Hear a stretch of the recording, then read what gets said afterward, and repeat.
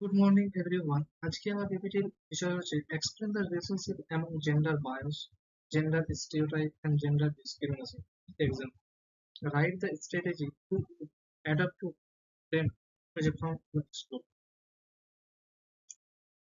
Introduction, সমাজে নারী পুরুষকে সময় কিছু ভুল ধারণা দেখা যায়। এর মধ্যে অন্যতম gender bias, gender stereotype, gender discrimination. আবার এগুলি একে অপরের সঙ্গে ঘনিষ্ঠভাবে। এক নম্বরে জেন্ডার স্টিরিওটাইপ। এখানে দুটো ছবি দেওয়া আছে, একটা উপরে একটা নিচে। উপরের যে ছবিটাতে সেটা আছে মেয়েটি কি রান্নার জিনিসপত্র নিয়ে বসে আছে আর ছেলেটি কোনো ল্যাপটপে কিছু কাজ করে। আর তার নিচের যে ছবিটি সেটা কি, যে ছেলেরা কি কি খেলে আর মেয়েরা কি কি খেলে, যে এই দুটো ছবি দেওয়া আছে। এই দুটো ছবি দেখে আমরা বুঝতে পারি যে জেন্ডার স্টিরিওটাইপ কি আসলে কি। আর সহজ ভাষায় যদি বলা হয় জেন্ডার স্টিরিওটাইপ কি, তাহলে নারী ও পুরুষ সম্পর্কে সমাজে প্রচলিত এমন কিছু নির্দিষ্ট ও সাধারণ ধারণাকে বোঝায়, যেগুলি যেগুলি বোঝায় যে নারীরা মানে এই কাজগুলো করবে, পুরুষরা মানে এইসব কাজগুলো করবে। যেমন রান্না করা শুধু মেয়েদের কাজ, পরিবারে অর্থ উপার্জন করা শুধু ছেলেদের কাজ।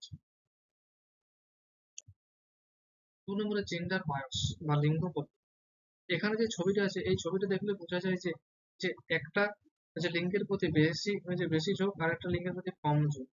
এক্ষেত্রে বলা যায় যে জেন্ডার বায়োস নারী পুরুষের প্রতি লিঙ্গের ভিত্তিতে কাউকে বেশি বা কম দেওয়া অথবা পক্ষপাত আচরণ করাকে জেন্ডার বায়োস। যেমন একই কাজের ক্ষেত্রে নারীদের বা মেয়েদের বেশি প্রশংসা করা, আবার কোনো গুরুত্বপূর্ণ কাজের ক্ষেত্রে সিদ্ধান্ত দেওয়ার ক্ষেত্রে মেয়েদের মতামতকে মতামতকে কম গুরুত্ব দেওয়া। 3 নম্বরে হচ্ছে জেন্ডার ডিসক্রিমিনেশন।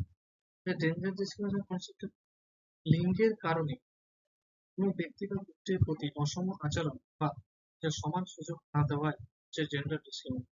এই ছবিটাতে দেখা যাচ্ছে যে একই কাজ করছে কিন্তু ছেলেটির উপর থেকে যেমন টাকার বৃষ্টি পড়ছে, এদিকে দেখা যাচ্ছে মেয়েটির উপর থেকে সেরকম কিছু পড়েনি। এক্ষেত্রে বোঝা যায় যে কর্মক্ষেত্রে হচ্ছে কর্মক্ষেত্রে কি একই কাজ সত্ত্বেও মেয়েদের বেতন, আবার পরিবারের শিক্ষার ক্ষেত্রে ছেলেদের সুযোগ বেশি মেয়েদের।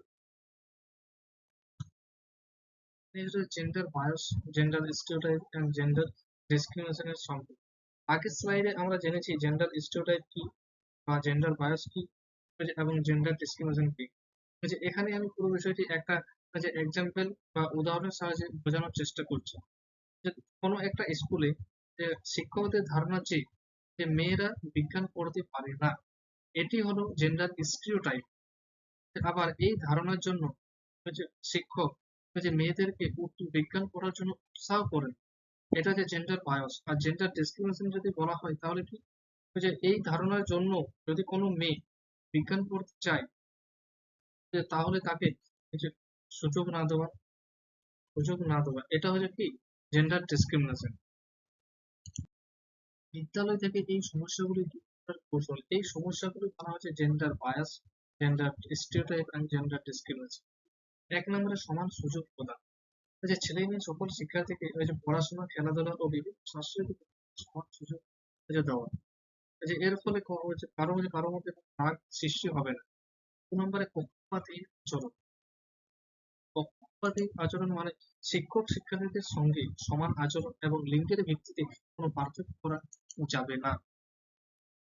নেক্সট, 3 নম্বরে সচেতন সচিব। লিঙ্গ সমতা নিয়ে আলোচনা, পোস্টার, সেমিনার ও নাটকের আয়োজন।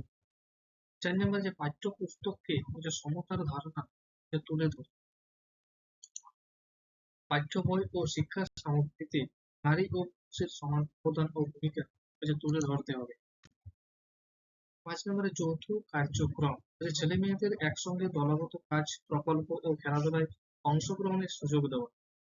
6 নম্বরে অভিভাবকদের সচেতনতা করা। এটা ছেলেদের কাজ, এটা মেয়েদের কাজ, এই ধরনের কথা এড়িয়ে চলা এবং অভিভাবক সবাই ছেলে ও মেয়েদের সমান শিক্ষা ও গুরুত্ব বোঝানো। উপসংহার হিসেবে আমরা বলতে পারি যে বিদ্যালয়ে লিঙ্গ সমতা ও পারস্পরিক শ্রদ্ধা ও ন্যায় বিচারের পরিবেশ গড়ে তোলার মাধ্যমে gender bias, gender discrimination gender stereotype দূর সম্ভব। একজন আদর্শ শিক্ষক হিসাবে যে সকল শিক্ষার্থীকে সমান মর্যাদা ও সুযোগ প্রদান করা আমাদের যে প্রধান দায়িত্ব।